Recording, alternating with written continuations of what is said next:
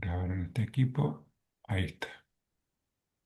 Bueno, nosotros en la clase pasada habíamos comenzado con la sociología de Max Weber. Habíamos visto las premisas antropológicas de su visión, digamos, de la sociedad. Vimos toda la importancia que tiene la construcción de sentido. Eso es un aporte que sigue teniendo validez en todas las ciencias sociales, ¿no? Todo lo que es, no en el sentido de un constructivismo absoluto, pero sí, digamos, la importancia que tiene la atribución de sentido por parte de los sujetos en la conformación de la sociedad, ¿no? Vimos cuestiones que tienen que ver con su aporte general, el tema de la relación entre la religión y la economía, la conformación de los procesos históricos en Occidente, el tema de la racionalización, que después lo vamos a ver en la modernidad, sociología de la modernidad. Vimos también el tema de los tipos de acción, ¿no? La importancia que tiene toda esta cuestión que está centrada en el individuo y a partir del sentido que dan los individuos se va conformando como una trama social. Después también vimos alcanzamos a ver la tipología de las formas de autoridad, todo lo que es la dominación racional legal, la dominación carismática y la dominación tradicional, ¿no? Con algunos ejemplos, ¿no? Es el tema de la sociología del poder, ¿no? Y bueno, la distinción entre, a ver si se ve acá, no se mueve, ahí está. El concepto de dominación, ¿no? Cuando empieza a ser más específica y más concreto el concepto de poder, ¿no? Vimos que poder era muy general, digamos que se podía aplicar a distintos ámbitos de lo social y estaba difuminado en la sociedad. En cambio, cuando se habla de dominación ya hay una especificidad y ya se empieza a relacionar con lo político, ¿no? Después, las estructuras de dominación, ¿no? Pues la dominación en Weber no se da en abstracto, sino que se concretiza en estructuras que requieren determinado tipo de manejo de recursos, ¿no? Recursos administrativos, militares, de conocimiento.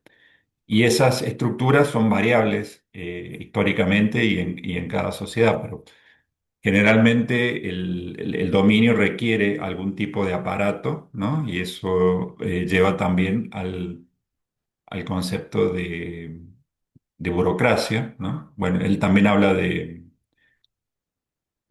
organizaciones administrativas. Fíjense cómo esa idea es también vertebradora de la comprensión de los grandes procesos históricos, ¿no? Que también están en la sociología de Weber, cuando él habla de el Estado moderno, y cómo es una forma más, digamos, de la dominación, pero bueno, parte de una idea de que hay una estructura organizativa, administrativa, eh, que le da forma y estructura distintos tipos de sociedad. Eso está muy presente. Y también en la administración, digamos, de las grandes religiones, ¿no? También hay, cuando hablan de, de las iglesias y no solamente del Estado. También, no solamente la religión, el Estado, sino también la economía. La economía requiere organizaciones administrativas y eso también está trabajado en su obra, ¿no? Cuando se habla de la empresa capitalista moderna, que surge en un determinado momento histórico, también requiere una estructura organizativa y obviamente personas concretas que trabajan de una determinada forma y se relacionan entre sí de una determinada forma, ¿no? Entonces, todo eso también está presente en Weber, ¿no? Ahí están las tres formas que vimos en la clase pasada. Esto fíjense que para que lo tengan en cuenta, ¿no? Este tipo de clasificación hay que entender el significado de las palabras porque después nos sirve para cuando tengamos el parcial o el examen final. Esto se presta mucho para poder ser evaluado, ¿no? Porque son como evaluado en múltiple opción, que es nuestro método de trabajo, ¿no? Nuestro método de evaluación en múltiple opción. eh, las clasificaciones son muy utilizables, entonces ténganlo presente que lo importante es entender, digamos, el concepto para no confundirse. Entonces, nosotros podemos decir, la dominación tradicional implica tal y tal cosa y referirnos a otro tipo de dominación, ¿no? Y bueno, eso para que lo tengan en cuenta. Después, bueno, vimos también la importancia que lo vimos medio rápido, por eso ahora me gustaría, por eso lo estamos retomando. El liderazgo carismático, y una persona, el liderazgo carismático eh, se da históricamente en contextos de crisis, ¿no? Y eso históricamente es muy importante porque sirve para ver cómo en la ruptura de un sistema, en la ruptura de un sistema general, digamos, de dominación que está basado en una legitimidad, ¿no? En una aceptación de ese orden, por lo menos hasta ese momento, y, y el colapso, digamos, del sistema, la ruptura del conjunto de creencias que lo sostiene, favorece la emergencia de un liderazgo carismático que obviamente no se va a apoyar en el sistema de creencias vigente hasta ese momento, sino que se va a apoyar muchas veces individualmente en las cualidades intrínsecas, digamos, de ese liderazgo. Por eso, fíjense que tiene una lógica, si lo vemos desde ese punto de vista. No funciona el conjunto, no funciona el conjunto de creencias, no se sostiene el sistema, entonces la esperanza y la creencia se depositan en el líder individual. Fíjense cómo eh, se explica el reemplazo de un sistema por otro en esa lógica, ¿no? Se deja de creer en un todo que estaba funcionando, que también podía apoyarse en una figura representativa, digamos, pero ya establecida, con un rey, por ejemplo. Y cuando eso cae, digamos, en algo se tiene que apoyar.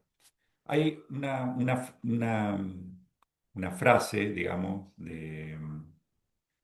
está, digamos, que aparece o que ha aparecido en determinados momentos en la historia de la filosofía política, que es que la política no, digamos, no entiende de vacíos, digamos. Cuando ya está estructurada una sociedad, de alguna forma va a emerger algún tipo de liderazgo, aunque sea, digamos, en una fase, aunque haya una fase caótica, alguien, digamos, o de alguna forma u otra, va a operar un sistema, digamos, se va a conformar, ¿no? Y el carisma, bueno, dijimos también, tiene un problema de estabilidad porque depende de una persona, entonces, si cae esa persona, puede arrastrar a los seguidores, digamos, porque no es reemplazable fácilmente. Entonces, muchas veces la crisis, digamos, del sistema que ha emergido, digamos, a partir de un liderazgo carismático, es el problema de la sucesión, ¿no? El problema de la sucesión es que el carisma no se transfiere por herencia. Entonces, fíjense cómo un sistema tradicional lo que mejor resolvía, una de las mejores cosas que resolvía una dominación tradicional era precisamente la sucesión, porque la sucesión era en función de la lógica de la herencia familiar, digamos, ¿no? Se traslada o que está en el sistema político. El, el sucesor de un rey es el hijo de un rey, digamos, el hijo mayor, digamos, como hereda, digamos, así como se hereda una casa, digamos, ¿no? En sentido privado, bueno, se hereda el reino. Entonces, esa lógica no opera en el liderazgo carismático porque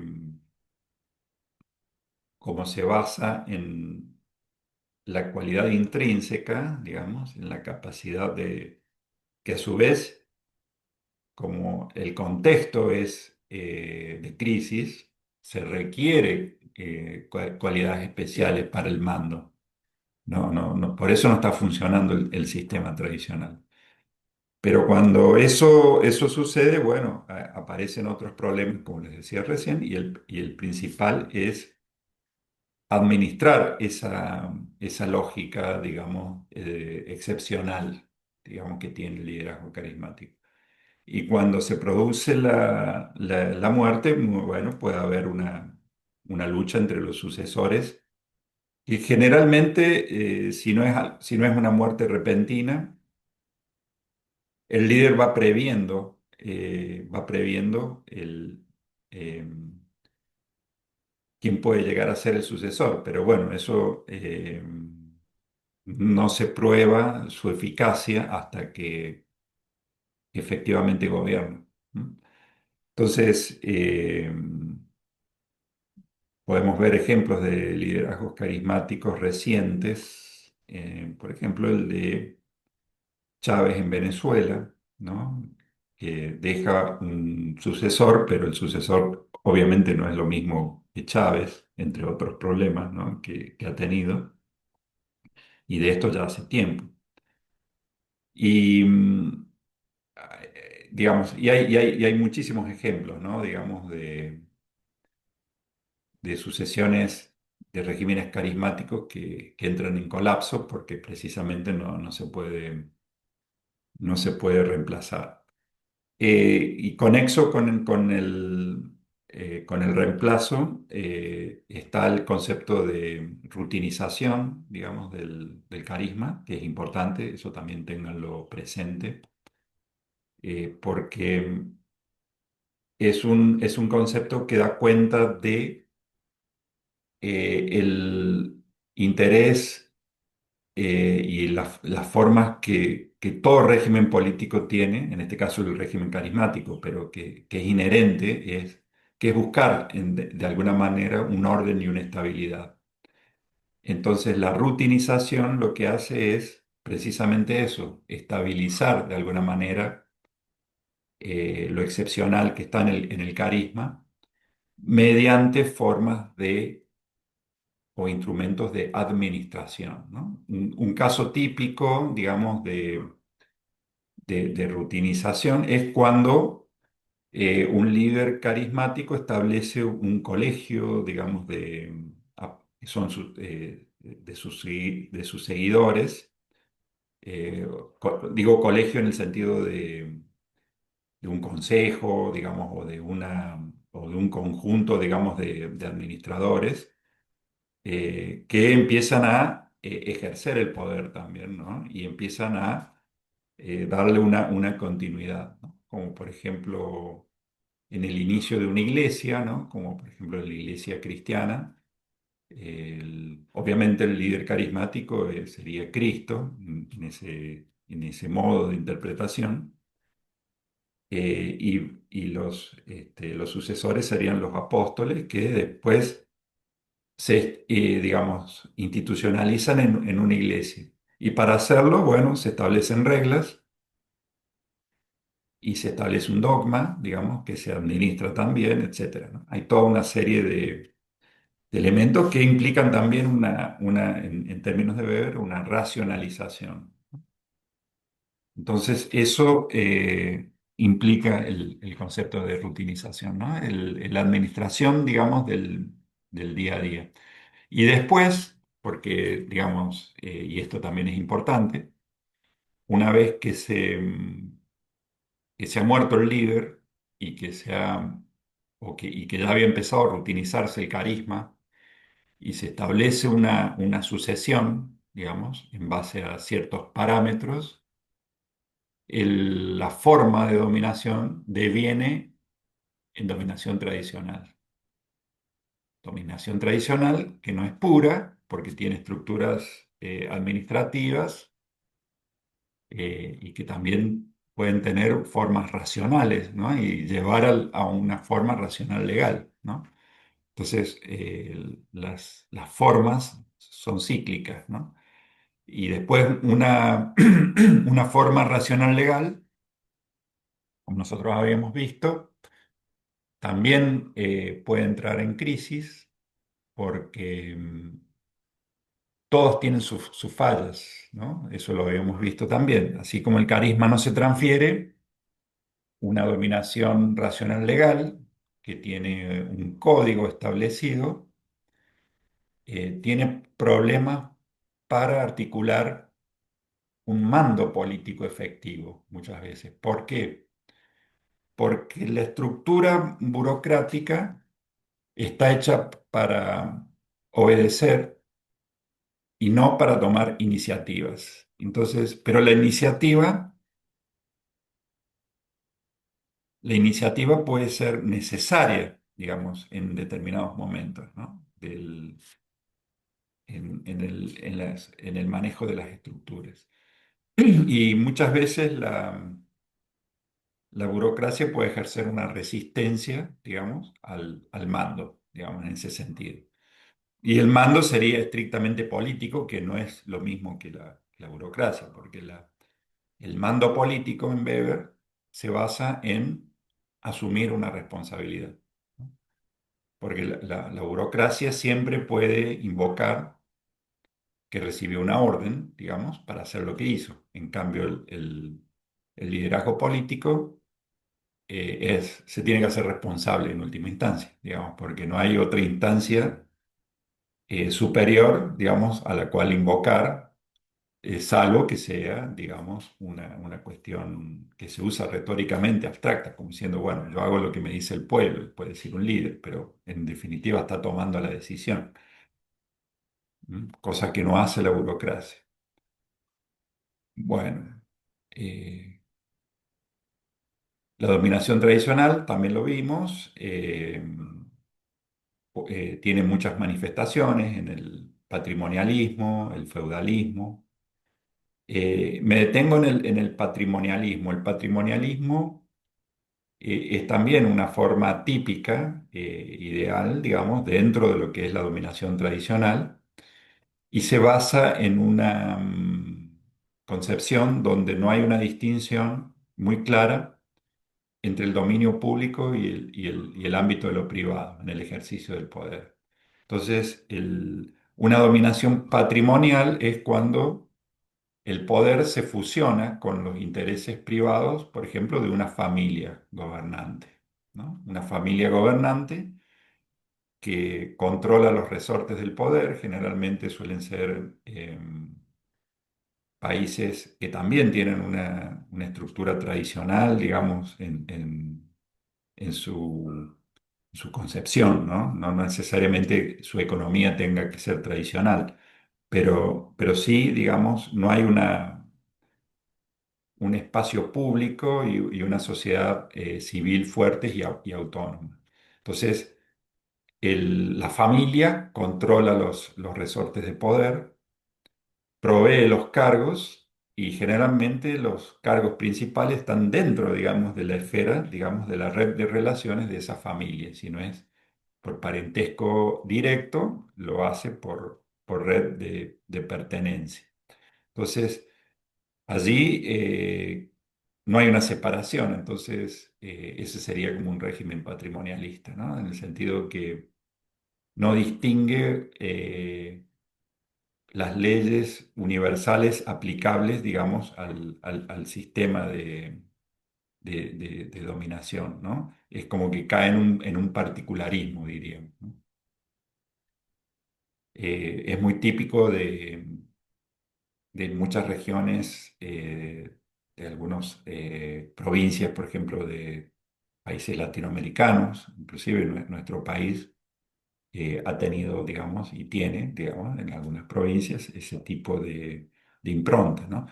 Lo cual no quiere decir que sea algo que se dé en estado puro, ¿no? Porque se trata de un tipo, de una tipología.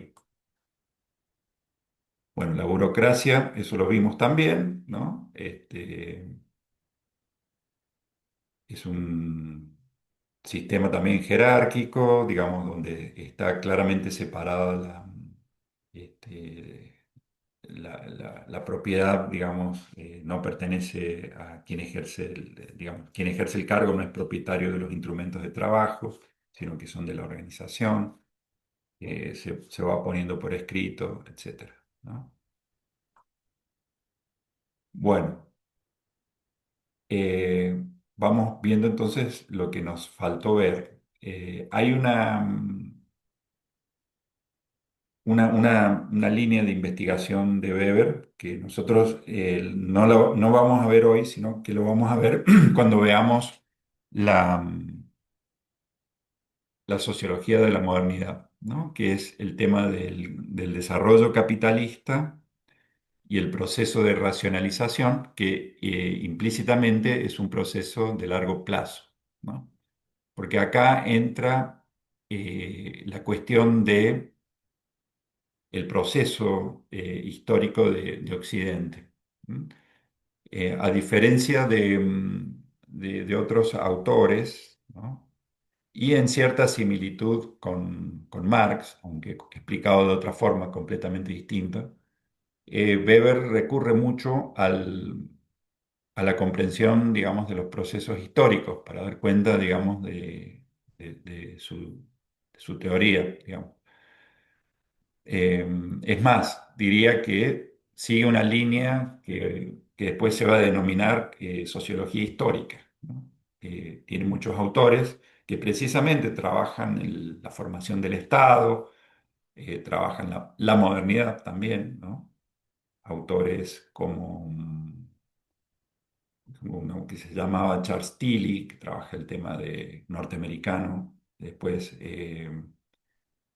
Zygmunt Bauman también, que sigue esa línea, ¿no? de trabajar los procesos históricos, en este caso de Occidente, en la larga duración, ¿no? Porque el capitalismo no se explica solamente a partir de elementos abstractos, sino que tiene un proceso histórico de formación. Lo mismo que las formas organizativas de la sociedad y que en el caso de Weber llevan una impronta, digamos, que tiene que ver con el predominio progresivo de las formas racionales de actuación, ¿no? Entonces, y eso se denomina racionalización, ¿no? Y eso implica, digamos, adoptar esas formas que van impregnando y se van haciendo cada vez más extensivas en todos los ámbitos de la sociedad, ¿no? Entonces, la política, la economía, incluso la vida cotidiana, la vida familiar, empieza a ser afectada por ese predominio. La misma organización de la religión tiene que ver con el proceso de racionalización. Eso lo vamos a ver cuando veamos la modernización, porque o las teorías de la modernidad, porque eso implica eh, un entendimiento histórico, digamos, de cómo se van adoptando las formas, ¿no? Racionales y cómo se va también progresivamente centralizándose el poder político en el proceso formativo del Estado.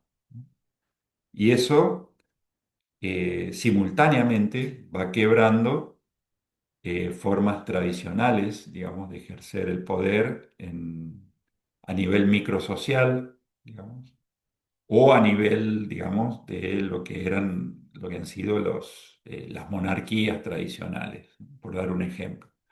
Entonces, todo eso es un proceso largo, ¿no?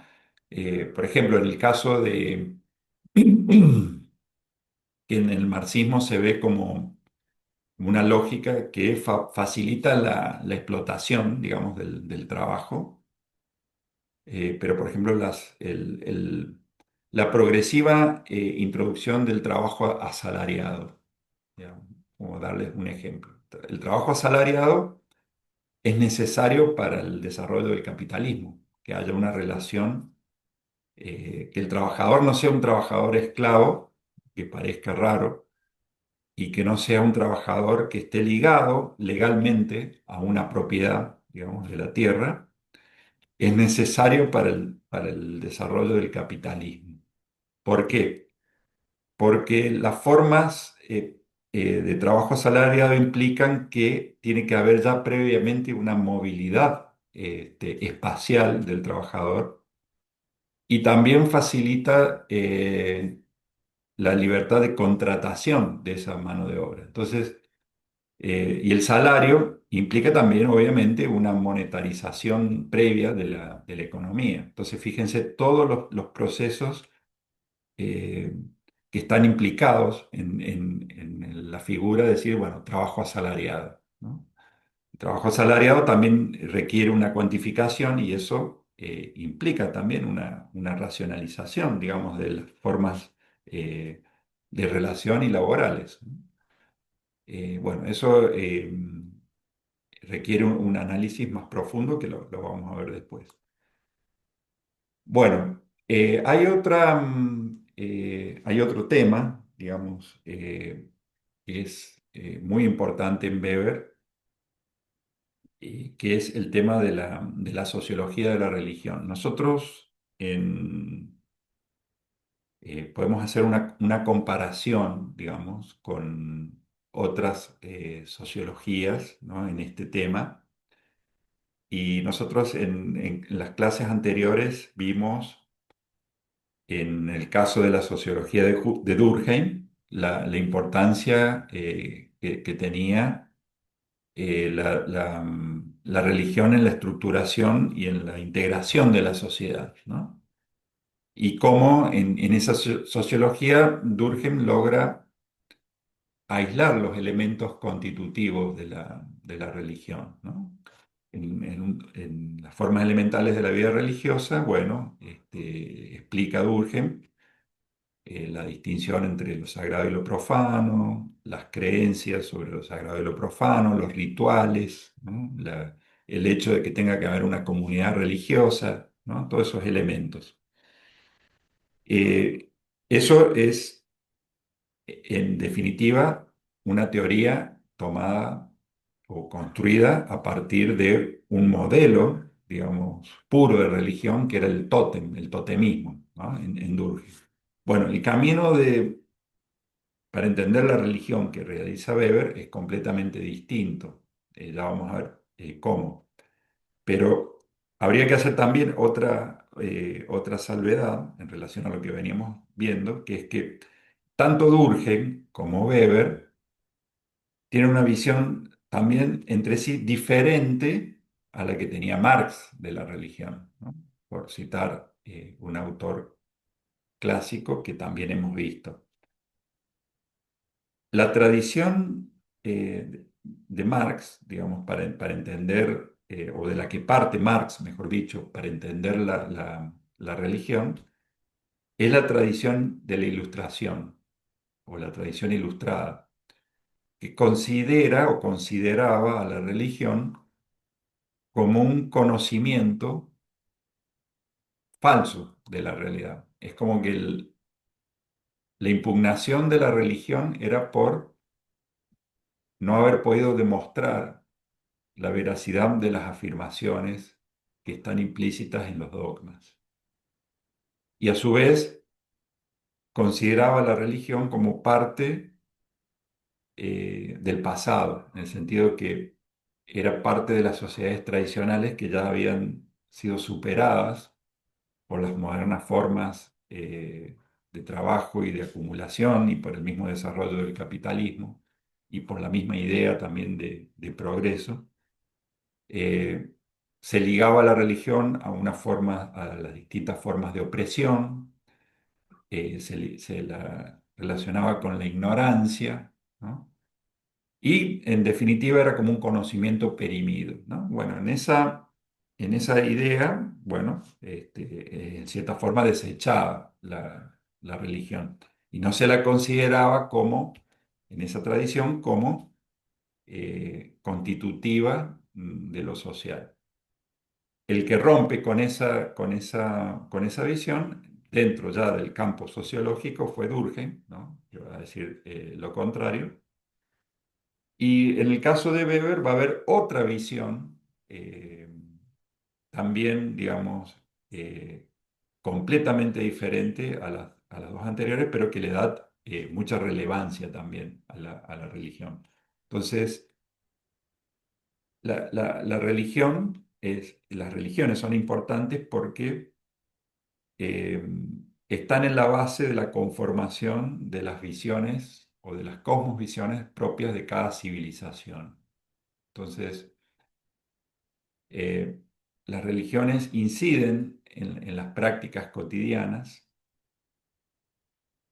tienen efectos en la formación, en la conformación de los grupos y de las sociedades, y forman parte, digamos, de cómo se estructura toda una cultura y una civilización. Por ejemplo, eh, Weber le da mucha importancia a una variante de cristianismo, que es el protestantismo calvinista, en la formación del capitalismo. Y a su vez, el capitalismo es importantísimo para entender la civilización y el proceso histórico de Occidente. Pero también, en el caso, digamos, de otras religiones históricas importantes, como el budismo, o la religión, digamos, ligada u otras religiones orientales, han conformado, el Islam, por ejemplo, han conformado a las sociedades que las han practicado. Entonces, no se entienden las sociedades de lo que se denomina Medio Oriente si no se entiende el Islam o cómo está estructurado el Islam y la incidencia que el Islam tiene en la conformación de la política y en la sociedad donde esa religión se practica. El Islam tiene incidencia, lo mismo el hinduismo, o sea, no se puede entender la civilización del subcontinente indio si no se entiende el hinduismo, digamos, ¿no? O el budismo, la incidencia que tiene el budismo en muchos países orientales o el confucianismo, digamos, en el caso de China, aunque no se practique oficialmente. Es decir, las religiones tienen una incidencia muy notable en la conformación de la sociedad y también inciden, y esto ya es más específico, en las prácticas económicas, ¿no? En las prácticas económicas. Las religiones inciden en las prácticas económicas, ¿no? En el caso del protestantismo hay mucha importancia de cómo contribuyó a la lógica de la conformación individual o al individualismo, digamos, o a la separación individuo-sociedad, ¿no? En el caso de la relación directa con Dios o de la libre interpretación de la Escritura, en el sentido de que saca la intermediación de determinadas estructuras de poder, ¿no? Entonces, eso tiene profundas consecuencias en la sociedad, ¿no? Entonces, va a decir, el estudio de la religión en Weber tiene efectos, digamos, el efecto de las ideas religiosas en la ética secular. Cuando dice ética secular, se refiere a las normas que se aplican en la vida, digamos, de una sociedad, pero que no son no son estrictamente religiosas, ¿no? Pero que tienen una influencia religiosa. Y después, bueno, en el comportamiento económico, ¿no? Por ejemplo, un ejemplo típico, digamos, de cómo la religión incide en el comportamiento económico, cosa que digamos, en el pensamiento social anterior, digamos, a fines del siglo XIX y principios del siglo XX, y cuando estos autores escribieron, en el caso me refiero a Weber y Durkheim, digamos, no se veía tan claramente esa relación, porque no es lo mismo, y ahora les doy el ejemplo, no es lo mismo cuando una religión dominante o hegemónica en una sociedad prohíbe determinadas prácticas, o como por ejemplo el préstamo interés, ¿no? Durante mucho tiempo, cuando se iba entre siglo XII, siglo XIII, que se está formando, digamos, el capitalismo y la economía monetaria, digamos, todavía no está plena, y se están desarrollando nuevamente las ciudades, ¿no? En Europa Occidental. La Iglesia Católica oficialmente no permitía o veía como negativo el préstamo interés. ¿Por qué? Porque la concepción económica era de una economía natural, o sea, la economía tenía que satisfacer las necesidades y el dinero tenía que ser producto del trabajo directo, o tenía que ser producto de la comercialización, pero no podía ser generado solamente por el dinero. Es decir, el dinero no podía generar dinero, cosa que hoy, digamos, está plenamente aceptado, ¿no? Porque si uno, digamos, hasta una cuenta en cualquier banco puede generar, aunque es muy pequeño, ¿no? Ahí puede ser que haya una política de los bancos que no son inocentes, pero una cuenta de un sueldo genera un interés, digamos, eso está aceptado. Pero bueno, si nosotros nos vamos a fines de la Edad Media, no era así, digamos, ¿no? Entonces, y eso tenía profundas implicancias en el tema de legitimar, digamos, una práctica que después con el tiempo se va a denominar capitalismo, un sistema económico que se va a denominar capitalismo, que también tiene toda una historia, pero hay una incidencia directa, digamos. ¿Se puede prestar interés o no se puede prestar interés? Y la iglesia dominante decía que no. La misma iglesia tenía sus problemas internos, ¿no? Con el tema de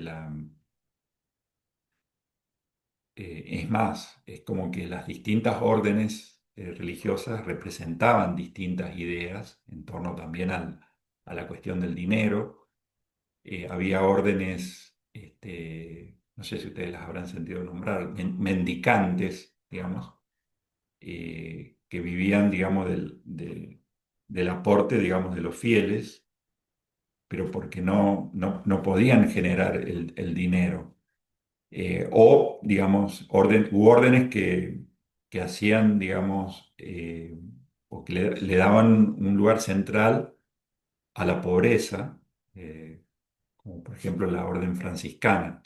Pero al mismo tiempo, el Vaticano era un centro de poder, un centro de poder donde los papas eh, tenían una combinación, digamos, si nos volvemos a la tipología de la dominación de Weber, ¿no? el Papa tiene una dominación tradicional. También hay como una estructura burocrática porque el Vaticano es, digamos, un Estado, quedó reducido territorialmente a fines del siglo XIX, pero es un Estado como cualquier otro. eh, Está dentro de Roma, se llegó a ese acuerdo. Antes tenía más posesiones territoriales.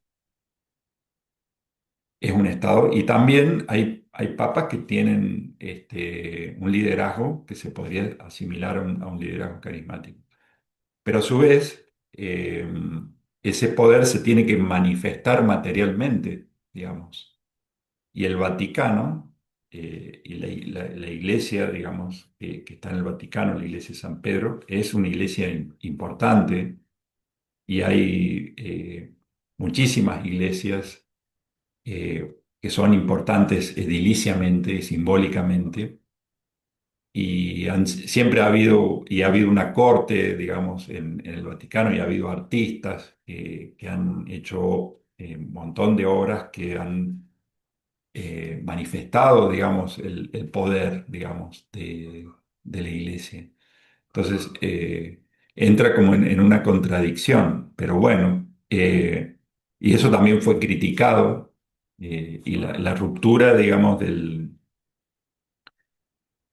que se produce cuando aparece el protestantismo, tiene que ver con eso también, ¿no? De decir, bueno, acá hay un poder y se tiene que volver a un origen, que ese era el planteo originario, pero en esa vuelta al origen se rompieron las estructuras y se liberaron ciertas prácticas que dentro de ellas estaba el hecho de, por ejemplo, el calvinismo, una variante del protestantismo, va a permitir el préstamo interés, porque ya estaba, digamos, se estaba desarrollando.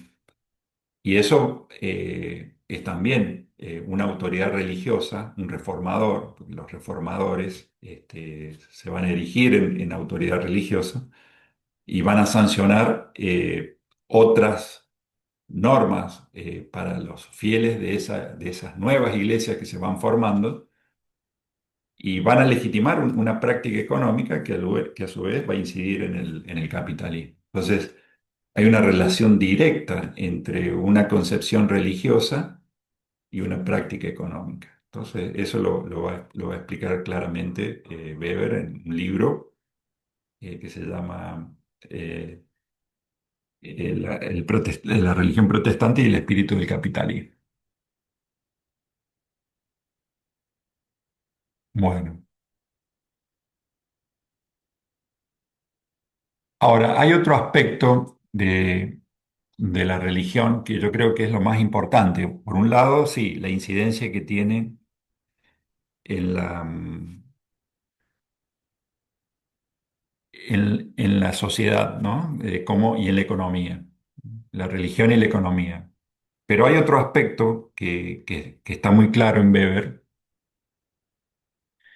y que es que la cosmovisión, nosotros hablamos de los reformadores, pero la cosmovisión que establece una religión no sale de la nada, no sale de la nada socialmente, sino que es generada por un grupo, por pequeños grupos de sacerdotes, de religiosos, que a su vez son intelectuales. Entonces acá aparecen dos cosas que son fundamentales. En primer lugar, la religión da sentidos al mundo. Es decir, que da una explicación del mundo. Dice que el mundo tiene un origen, dice que el mundo tiene una historia, que en esa historia hay determinado tipo de grupos que hacen unas cosas, que hacen las cosas bien y otros que hacen las cosas mal. Están los puros, los impuros, los fieles, los infieles, etcétera, ¿no? De distintos tipos de clasificación. Eh, Se dice lo que está bien, lo que está mal, y se establece. todo un orden, digamos, que sirve para que la gente, quienes pertenecen a esas sociedades que están bajo ese dominio, encuentren sentido a las cosas y actúen en consecuencia, o actúen en función de esos sentidos. Fíjense qué importante que es.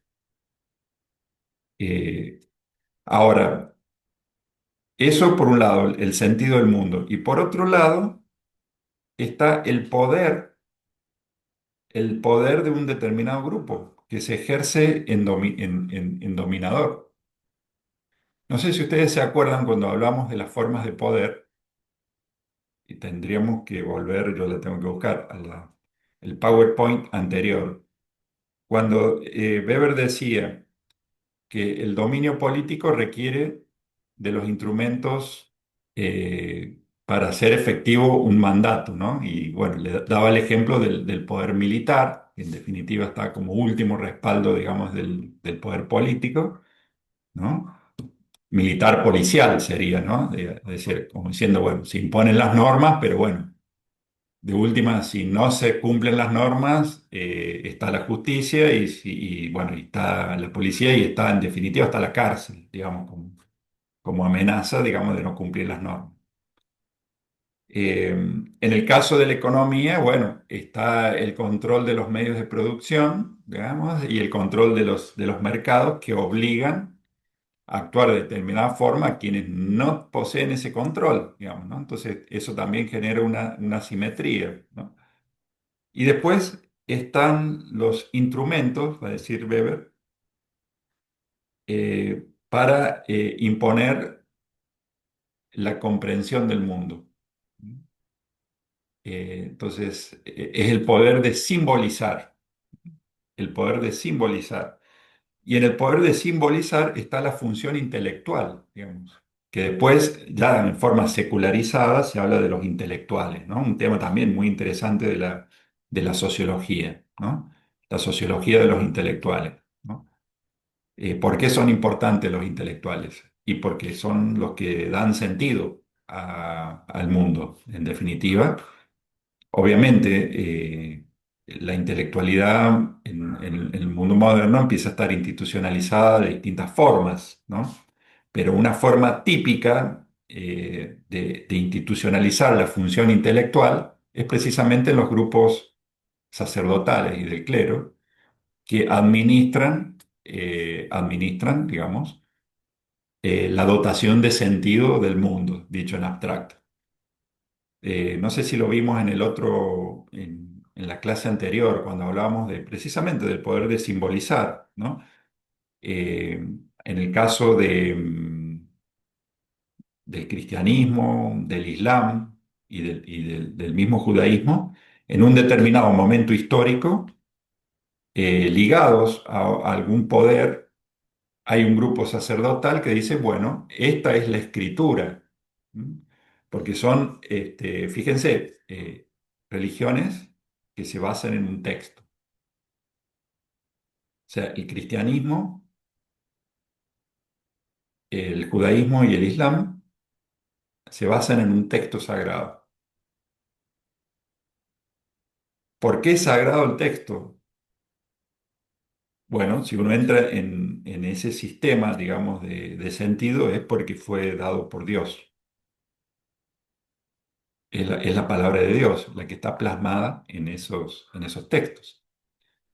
Ahora, están escritos en un determinado idioma, están escritos en hebreo, están escritos en árabe, están escritos en griego y después en latín. El Nuevo Testamento está escrito en griego, en la Koiné, que era un dialecto muy difundido en el Mediterráneo. También había escritos en arameo, digamos, pero bueno, tienen un idioma que son idiomas históricos, digamos, que han existido hablados por determinadas sociedades. Y siempre hay algún grupo eh, que en definitiva es el que va a plasmar el texto, que va a definir y que va a decir que no se ve siempre históricamente en el relato religioso, sino en el de la historia o en la sociología de la religión. El grupo va a decir, bueno, el texto es este.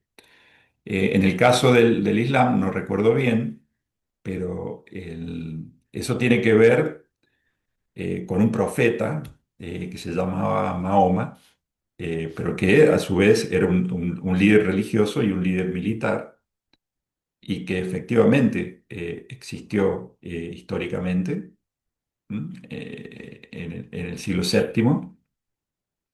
Pero ¿qué pasa? Lo que él dijo fue codificado o fue, digamos, establecido cuando ya había muerto, más de 100 años después, 80 años, 100 años después, por orden de un califa, digamos. Dijeron, bueno, estos son las enseñanzas y los dichos de Mahoma,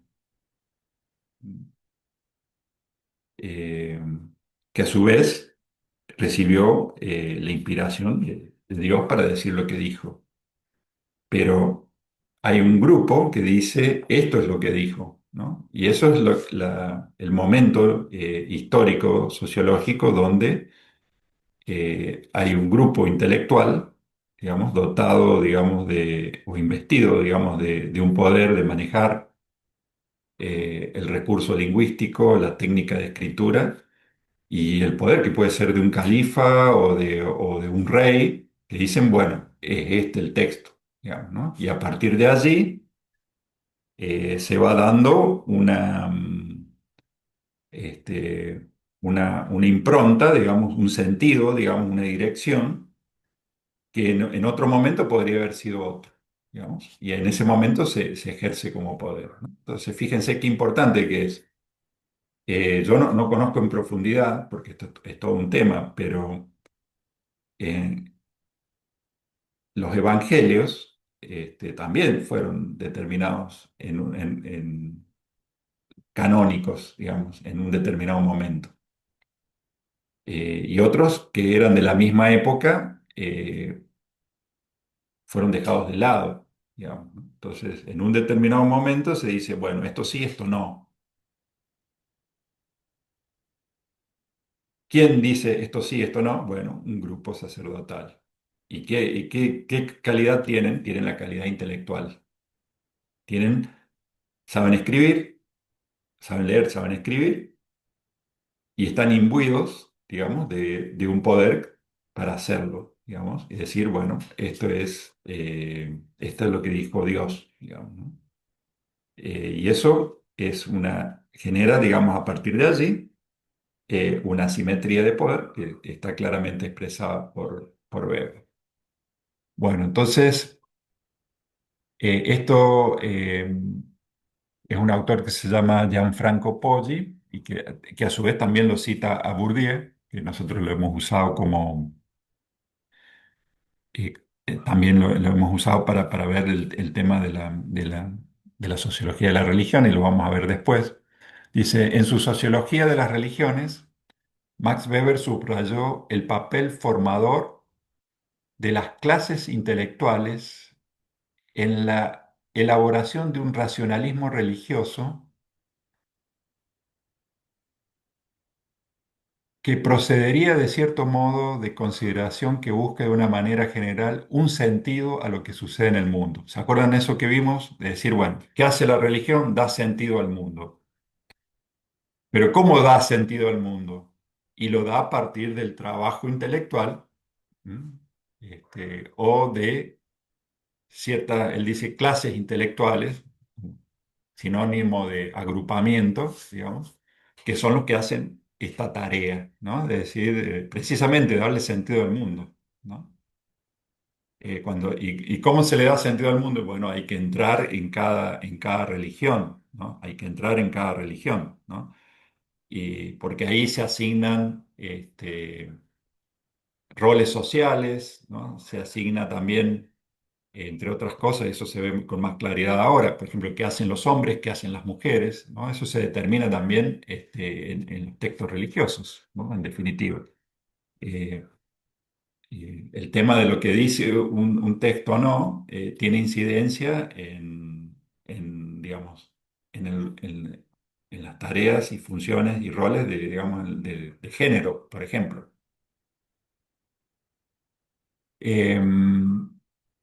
Y después, bueno, dice que lleva a la exigencia de que el universo en su totalidad, de alguna manera, sea de alguna manera un cosmos. O sea, la palabra cosmos quiere decir orden.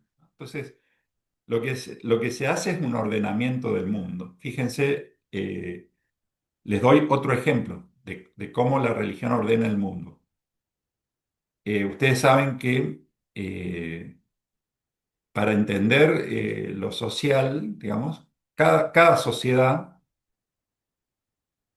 implícitamente tiene una idea del tiempo, ¿no? Y hay distintas temporalidades en función también de cada sociedad. No, no todas las sociedades entienden de la misma forma el tiempo. Nosotros estamos influenciados también por la ciencia moderna y entendemos el tiempo en un sentido abstracto porque lo cuantificamos, porque necesitamos el tiempo cuantificado para poder vivir en sociedad, ¿no? Necesitamos los horarios, por ejemplo, esta clase no es cuando a mí se me ocurre, es en un horario, digamos, y previamente, muchísimo tiempo antes, sabemos que el día está dividido en horas, en minutos, en segundos, etcétera, ¿no? Para esto, bueno, para poder trabajar es necesario haber dividido el día en horas desde hace siglos, ¿no? Bueno, está cuantificado el tiempo, ¿no? Eh, Hay otras sociedades que también le han dado una dirección al tiempo y de hecho nosotros tenemos una idea cultural, digamos, de un tiempo lineal, ¿no? Un tiempo sagital, digamos, en el sentido que va en una dirección, ¿no? Y eso tiene que ver con la idea de progreso, que también viene de una secularización de ideas religiosas, ¿no? La idea de progreso viene del siglo XVIII, pero tiene que ver con una idea del tiempo que es lineal, digamos. Y esa idea del tiempo lineal es una idea del cristianismo, ¿no? Que proyectaba el tiempo hacia el juicio final. En cambio, el tiempo de los griegos era un tiempo de la civilización griega, de las civilizaciones antiguas y de civilizaciones anteriores inclusive, una civilización micénica y creto-micénica, había una idea circular del tiempo. Entonces, la idea circular está, por ejemplo, en la filosofía de Aristóteles y de Platón en relación a la corrupción de los regímenes políticos que van circulando. ¿Mm? Y esa idea se quiebra, ¿mm? Se quiebra con el cristianismo. Y después se seculariza y después se plasma en parte en la idea de progreso. Ustedes fíjense entonces cómo de una idea religiosa deriva una idea del tiempo. Y de esa idea del tiempo surge un ordenamiento de los sentidos que puede tener el mundo, ¿no? Porque son ordenadores, más allá de una idea científica que se pueda tener de cómo se trabaja la medición, ¿no? Porque hay un tiempo que es obviamente para la física clásica, un tiempo para la física cuántica, etcétera, que yo desconozco, pero hay distintas temporalidades, pero una de ellas tiene un claro origen religioso. Entonces, fíjense la importancia que tiene en estructurar el mundo, ¿no? Bueno, eh, entonces, esa idea, eh, que después ustedes lo pueden profundizar en ese texto, esa idea de cómo incide en la conformación del mundo es fundamental para darle el lugar central, digamos, a las religiones en la conformación del mismo mundo, ¿no? Entonces, no es algo menor, porque por ahí se puede pensar que decir, bueno, yo no practico la religión, yo no tengo ninguna religión y eso no incide en mí y no es tan así, porque eso ya está en la cultura, digamos. Entonces, independientemente que uno no siga, eh, que uno no practique, por ejemplo, la religión católica y que uno no, digamos, que el sermón de un cura, digamos, de la parroquia, que a uno por ahí no le da importancia porque no pertenece, digamos, a esa iglesia, no importa, digamos, no importa porque eh, esa religión incide indirectamente de otra forma en el mundo en el que uno está viviendo, digamos, sea o no uno religioso, no depende de eso. No sé si queda claro. Entonces, acá lo cita Bourdieu, dice los intelectuales, estamos pensando los intelectuales en la función intelectual de los sacerdotes, ¿no? El sacerdocio tiene una función intelectual, por eso, digamos, las religiones realizan un montón de mediaciones simbólicas y están pregnadas de simbolismo, ¿no? Y por eso tienen también procesos de racionalización y de elaboración muy sutiles, ¿no? Que uno desconoce, pero que tienen su lógica, digamos, y tienen su historia. Eh, lo que pasa es que en el mundo moderno hay como una secularización, digamos, de esas funciones, ¿no? Entonces, lo que antes hacían los sacerdotes, bueno, lo hacen en alguna medida los intelectuales, ¿no? Y los intelectuales, si bien se puede ver algún declive, digamos, de las iglesias, de esas religiones universales, eh, siempre están en alguna medida institucionalizados, ya sea en universidades, centros de investigación, etcétera, ¿no? Entonces dice eh, que los intelectuales responden a una demanda ideológica, ¿no? En el sentido de dar un sentido unitario a la vida y proporcionar, digamos, un sentido coherente, digamos, intrínsecamente coherente, ¿no? Armado como un sistema. Y eso termina sirviendo para proporcionar justificaciones para existir tal como existen y en una posición social determinada. O sea que acá termina dando un giro y terminamos llegando a la idea, digamos, que estaba también en el marxismo de la religión como que está al servicio o instrumentalizada, digamos, por el poder, ¿no? Entonces, si bien en una primera instancia se ve como algo en el marxismo, la religión como algo a superar, digamos, como un conocimiento falso que es instrumentalizado, bueno, en esta visión no es tan ajena en el sentido que forma parte del sistema de poder, ¿no? Eso es lo que nos queda. No sé si queda claro. Y bueno, y después Weber, esto también es muy interesante, ya vamos a ir terminando. Eh,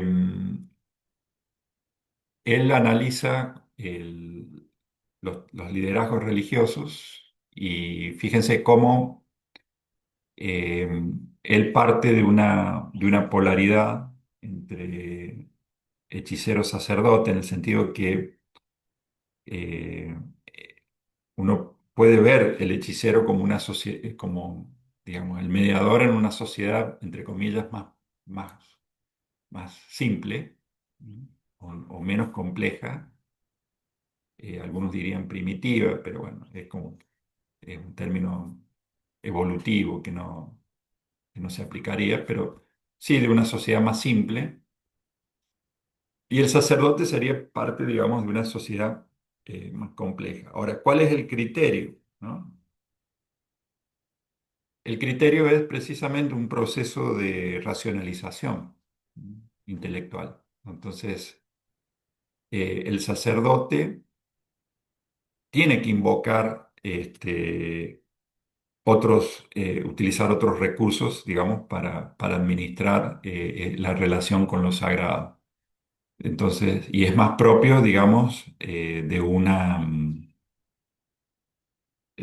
sociedad más compleja. Y de hecho, el punto de diferenciación es precisamente que en el sacerdocio hay una construcción intelectual más sofisticada, y hay una mayor racionalización de elementos, que no estarían presentes en sentido así más crudo en la magia del hechicero. ¿Mm?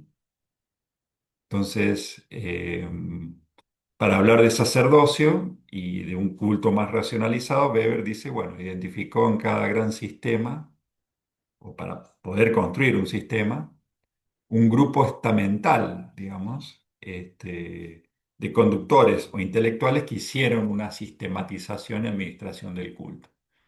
Eso que yo les decía hace rato, es decir, bueno, ¿en qué momento se codificó, se canonizó o se estableció lo que dijo Mahoma? Porque dijo muchas cosas. Y bueno, dijo esto.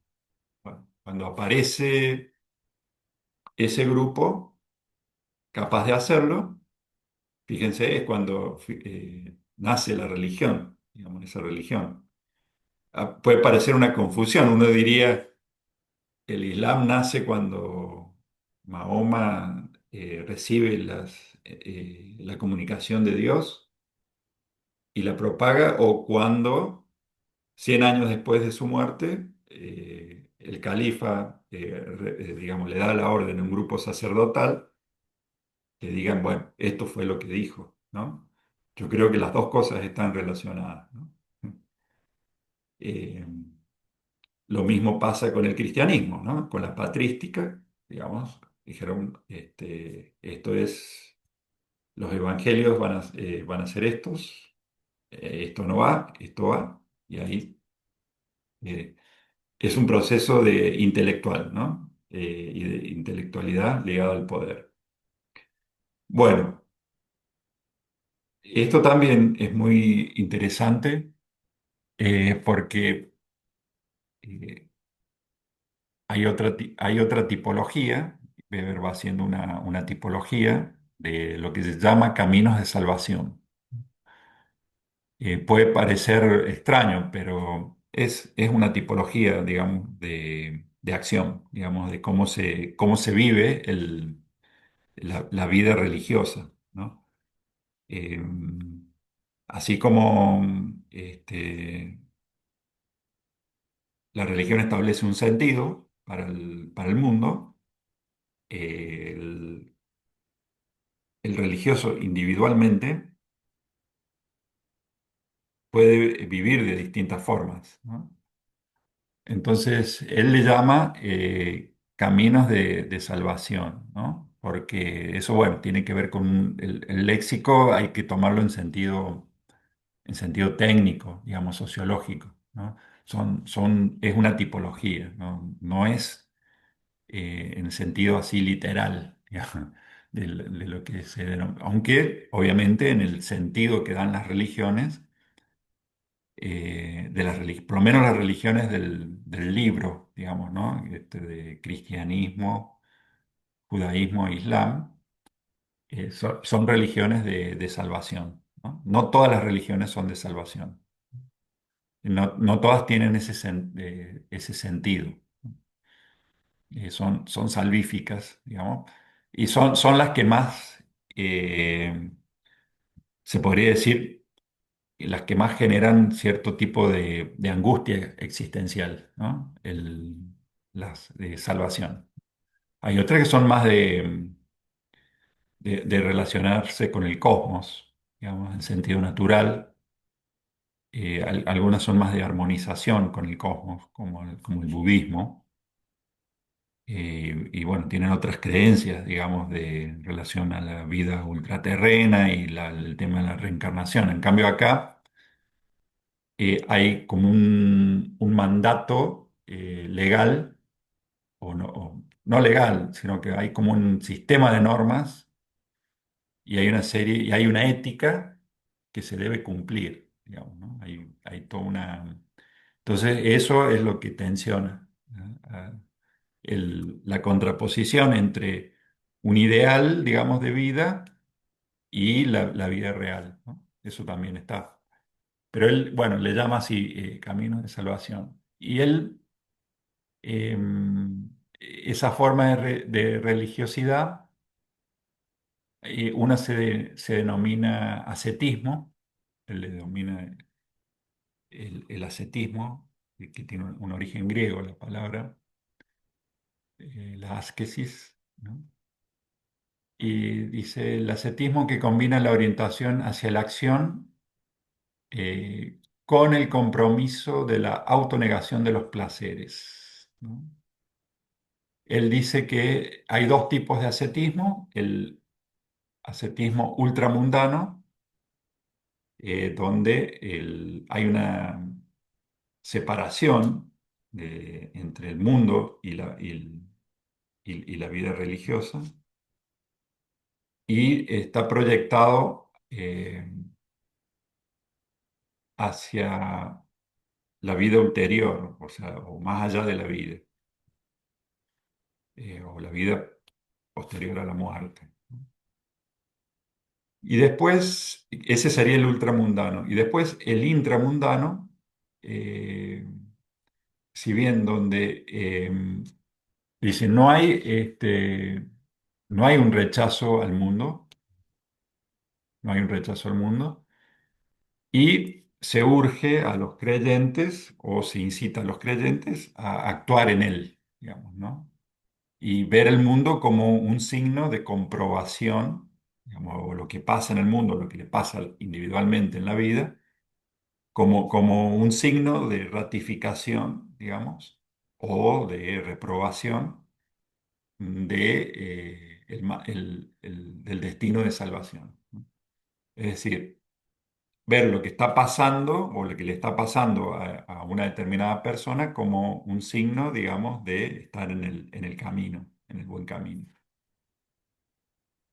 Ese es el ascetismo. Después, otra forma, digamos, que se separa ya completamente,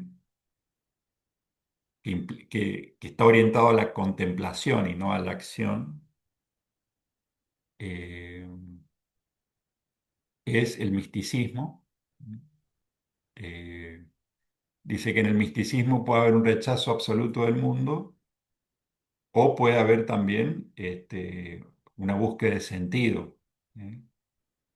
Pero en el caso, digamos, del misticismo no habría, o del predominio de las formas místicas, no habría incidencia en la economía, porque el místico, digamos, requiere, digamos, sí, una ayuda comunitaria, pero en algunos casos sería como una práctica individual, digamos, ¿no? Donde no habría incidencia, porque en realidad lo que se busca es el apartamiento del mundo. Entonces, cuando ya el apartamiento del mundo es absoluto, el mundo entendido como en su dimensión terrena, que es donde opera la economía, ¿no? Entonces no habría incidencia en la economía, ¿no? Y tampoco en la política. En cambio, las otras religiones sí tienen incidencia política. El Islam tiene incidencia política, y el judaísmo también lo ha tenido y lo tiene, y el cristianismo también, aunque en el caso del cristianismo, muchos de las sociedades donde tiene vigencia el cristianismo, o va quedando algo de vigencia, han operado una separación iglesia y Estado. Pero esos son contextos históricos, ¿no? Pero bueno, y el misticismo no tendría incidencia, ¿no? Más allá de que esté separado o no la iglesia del Estado. Bueno, y después cuando habla de un etos, el etos tiene que ver con una forma de comportamiento común. que se entiende como válido, digamos, ¿no? Entonces, en el caso del ethos, es el concepto que se utiliza para ver cómo el protestantismo ha incidido en el capitalismo, ¿no? Generando un ethos, digamos, que es una forma de actuar validada en función, digamos, de la acumulación de riqueza. Pero esa acumulación de riqueza está legitimada precisamente en el hecho de llevar una vida metódica, organizada, eh, con propósito, ¿no? Conforme, digamos, a y también para una mejor vida en el mundo y y una vida, digamos, y tener la salvación más allá de la muerte. Entonces, eso conformaría el ethos, digamos, el ethos eh, que incidió, digamos, en la formación del capitalismo. Ustedes saben que en el caso, digamos, de la ética protestante, digamos, y el espíritu del capitalismo se refiere concretamente a, digamos, él parte de una observación, que es que los principales desarrollos, digamos, del capitalismo, que si bien afectaron o se dieron en Europa Occidental, también hay en el norte de Italia, en alguna medida, pero bueno, el gran desarrollo tuvo que ver con noroeste de Europa y Weber encuentra que en el caso, por ejemplo, de Holanda, Bélgica, norte de Francia, el oeste de Alemania, Inglaterra, digamos, donde estuvo el núcleo, digamos, del desarrollo del capitalismo o de la expansión del capitalismo. Los capitalistas, así ya como individuos concretos, en muchos casos eran protestantes, ¿no? Y dentro del protestantismo, sobre todo calvinistas. Y el calvinismo era también un reformador. Calvino era un reformador, ahí también, así como Lutero, pero bueno, tenía diferencias, ¿no? Cosas en común y diferencias, ¿no? En común era la ruptura con Roma, obviamente, pero una de las diferencias es que en el calvinismo está la doctrina de la predestinación, que decía que no importaba lo que uno hiciera, eh, los logros personales o la conducta, para estar dentro de los condenados o de los elegidos, ¿no? Que eso era estrictamente voluntad de Dios, ¿no? Por eso está la cuestión de la fe y las obras, ¿no? A diferencia del catolicismo. Y eso, bueno, generaba implícitamente toda una tensión interna en personas, porque si uno piensa, bueno, no importa lo que haga, es, haga bien o haga mal, es voluntad de Dios estar entre los salvados o los condenados. Entonces, digamos, cuál sería la relación entonces con el capitalismo de esa idea? Bueno, la relación es que o en la interpretación de Weber, la, el éxito económico, el éxito económico, que a su vez es producto de la capacidad de prever, de ahorrar y de ser sistemático y metódico en la vida, eh, tiene que verse o tiene que ser un signo o una manifestación de estar entre los elegidos. Es decir, como que hay implícitamente hay como una secularización, digamos, o una transmutación, digamos,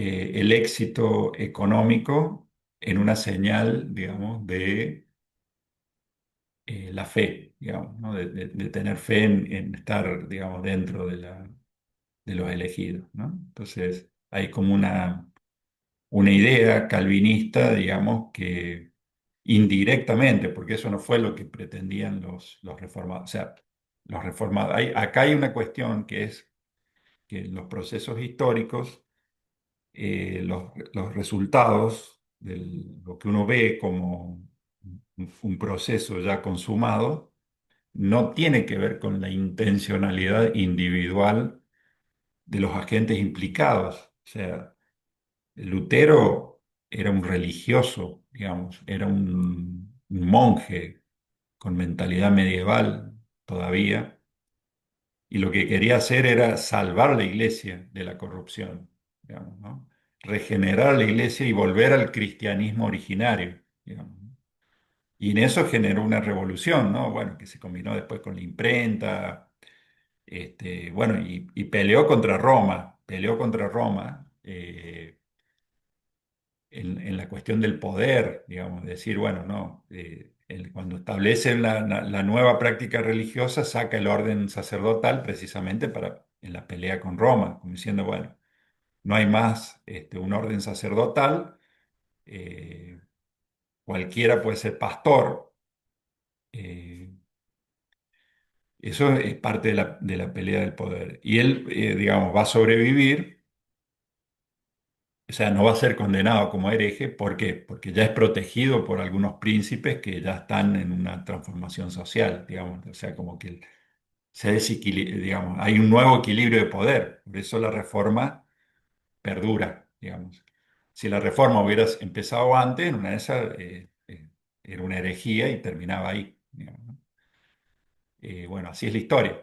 Y bueno, pero el efecto, digamos, en la individuación, en la economía, y bueno, también el tema de Calvino aprobó el préstamo interés, tampoco era, eso ya es una cuestión concreta, pero no es lo que ellos buscaban, hacer una sociedad capitalista, secular, consumista, digamos, no estaba eso en su mente. Ellos hacían una reforma religiosa, digamos, en sentido religioso.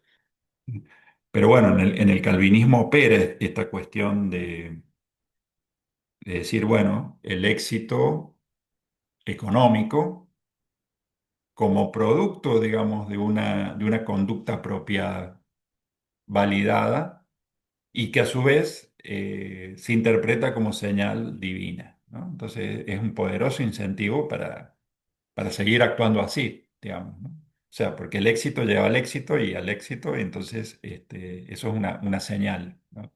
Y eso, bueno, tuvo que ver con el desarrollo del capitalismo. Eh, entonces, acá pusimos, el protestantismo calvinista logró que la búsqueda del beneficio individual no fuera visto como conducta avara y pecaminosa, como pasaba en el medioevo, sino como virtuosa y también como un conjunto de actitudes y valores que lo terminaron favoreciendo.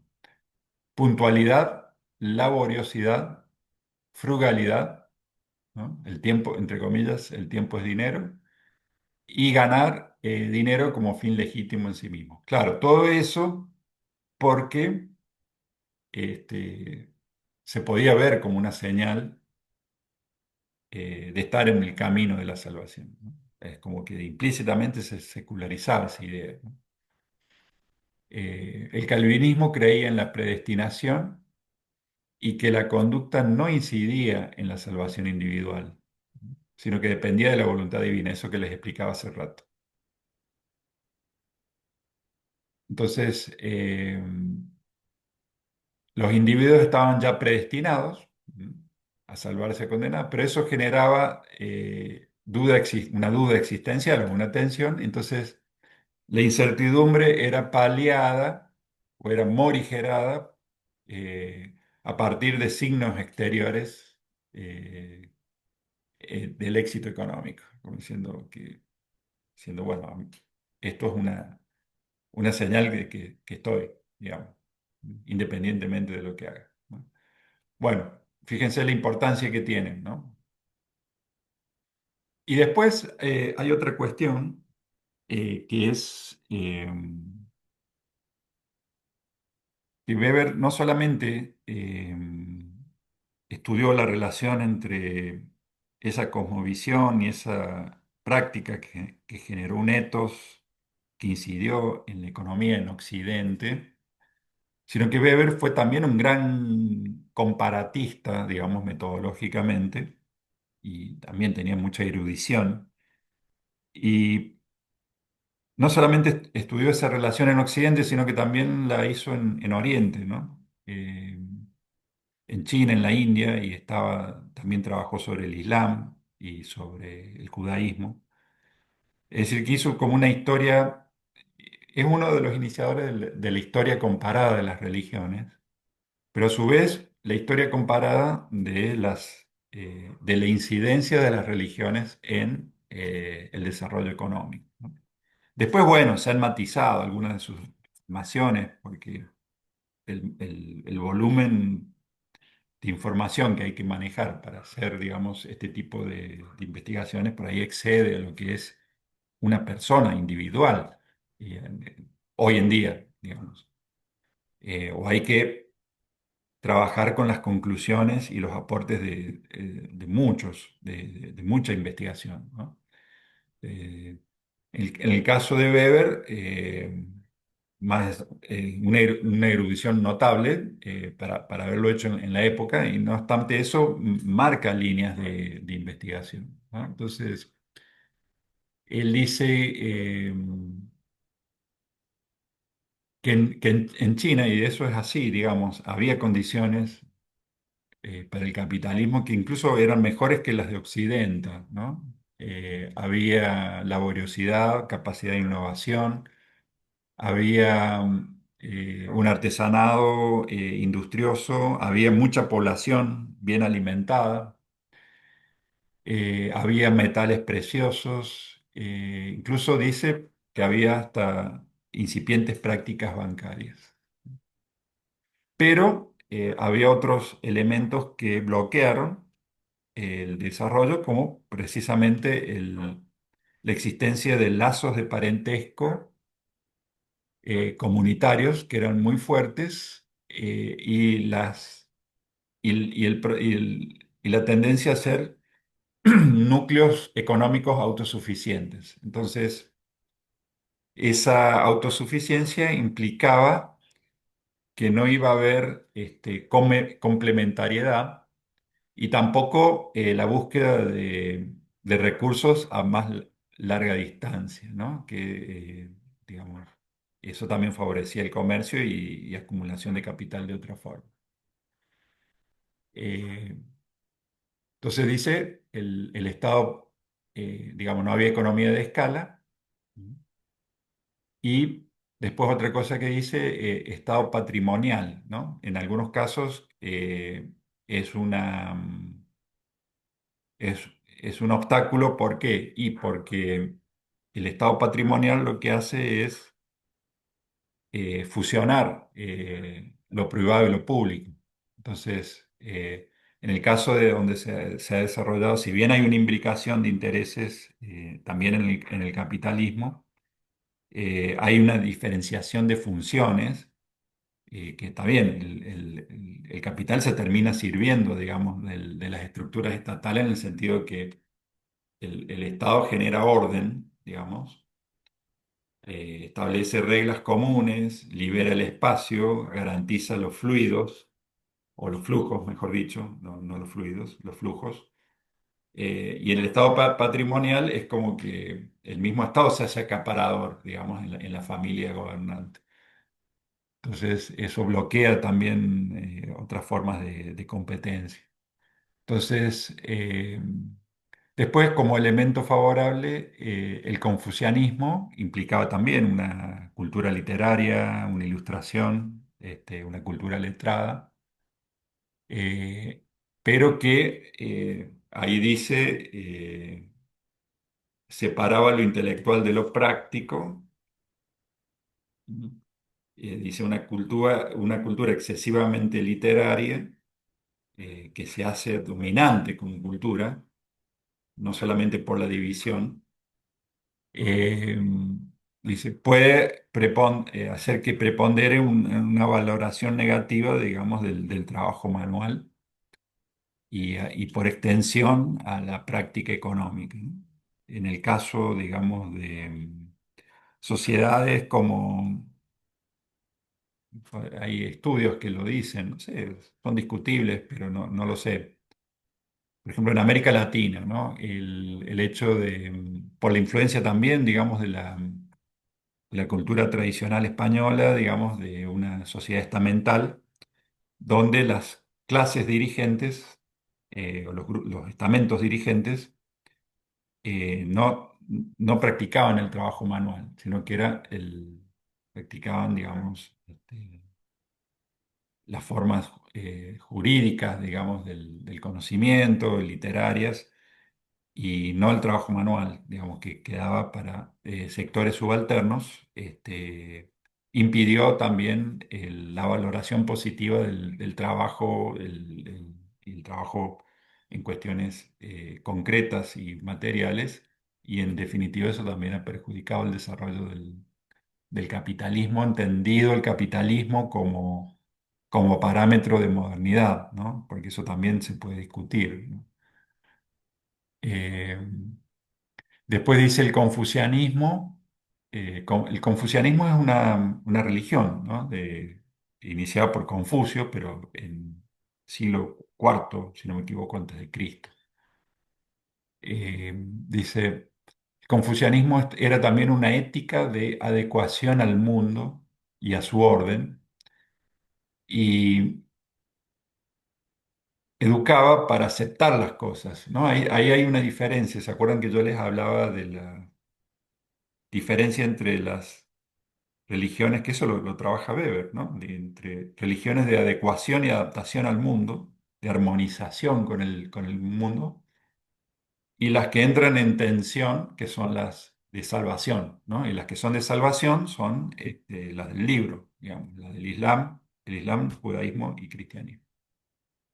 Entonces, después, bueno, habla del taoísmo como religión mística, en donde el bien supremo era un estado psíquico o mental de plenitud, y no un estado de gracia. La gracia tiene que ver con recibir, digamos, de un Dios, que se obtenía según la conducta desplegada en el mundo, ¿no? Fíjense qué diferencia, ¿no?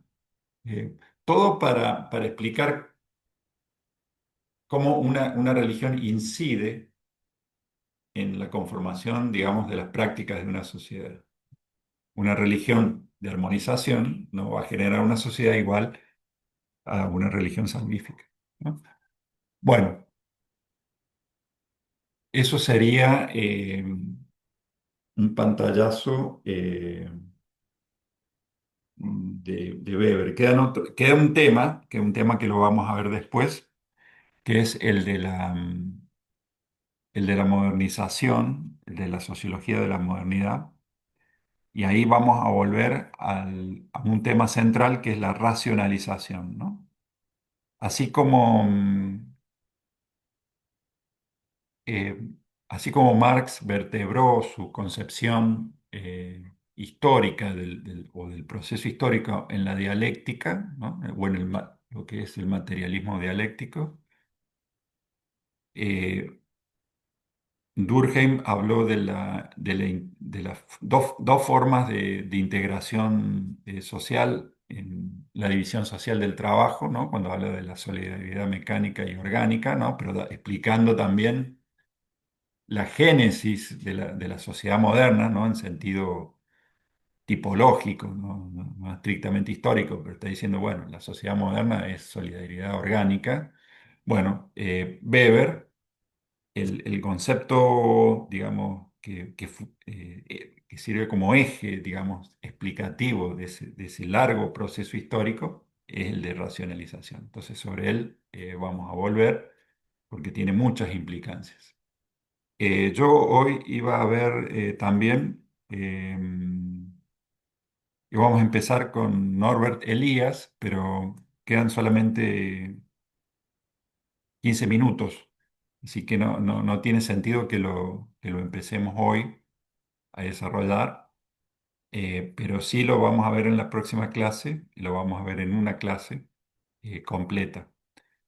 Y es un autor, digamos, que, digamos, del siglo XX, ¿no? Pues nacido a fines del siglo XIX, es más joven que la generación, bueno, es mucho más joven que Weber y que Durkheim, ¿no? Que murieron en torno a 1920. Este hombre, Elías, Norbert Elias, también alemán, de la zona de Silesia, que actualmente es Polonia.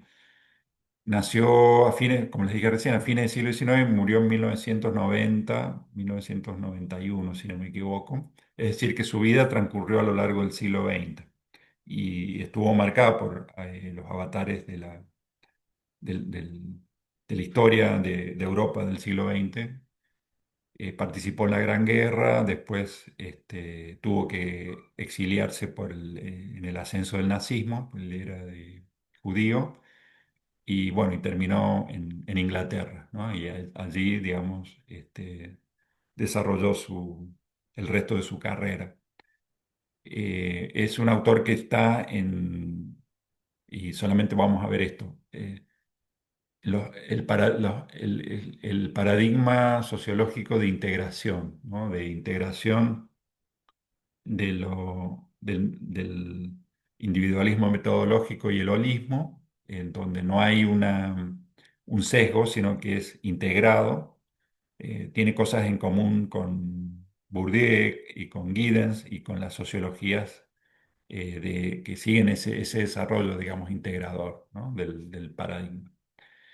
Y también es muy importante para los desarrollos posteriores de sociología del cuerpo, que nosotros trabajamos específicamente en los prácticos y que es un tema muy importante para la materia. Así que bueno, eso lo vamos a ver en la próxima clase. No sé si hay alguna pregunta sobre Weber. Acuérdense que hay muchas tipologías, no para que se aprendan de memoria, pero sí para que hay que entenderlas, ¿no? Y no sé si quieren hacer alguna pregunta.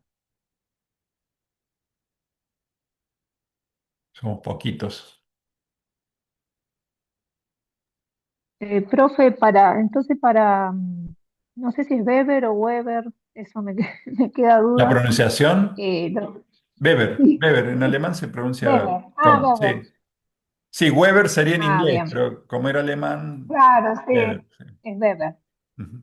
Entonces, lo que hay que tener en claro de Weber sería cuando él habla de los dominios, ¿sí? Que usted habló del tradicional, el burocrático, bueno, y no me acuerdo ahora el otro, Nacional legal y eh, carismático. y carismático, eso. Y bueno, y dentro de eso, entender a qué se refiere cada uno, Claro. ¿sí? Y Ese después, sería como bueno. lo fundamental. No, y después también los tipos de acción, ¿no? Porque Todas acuérdense que, las acciones, claro, las acciones que siempre tienen un sentido, ¿m? Un sentido aumentado por el sujeto, ¿no? Y de esa trama, digamos, de sujetos que dan sentido a su acción, se conforma, digamos, se conforman los grupos y se conforma la sociedad. la sociedad, Ujú. tal cual. Y después, bueno, Está bien. No, la relación religión-economía, la relación, eh, digamos, que hay también con las distintas formas, digamos, de organizar lo religioso, eso también es importante, pero sí, la parte política es muy interesante, digamos, porque está bien. y las formas de poder, eso también, ¿no? Ah, Poder, la forma de poder. poder político, económico y simbólico. ¿Eh? Y fíjense cómo la Bien, religión es un derivado, en definitiva, del poder simbólico, ¿no? Eso también es muy interesante, ¿no? Pero bueno, Bien, es un gracias. autor central, digamos, un autor central, digamos. No es fácil, pero es central para entender el mundo social, ¿no? También quería Bien, recordar, Omar, y a las chicas que estamos armando la guía de lectura, de estudio del segundo parcial, y que esos temas, los temas básicos de cada uno de los autores, están ahí punteados para que ustedes los tengan presentes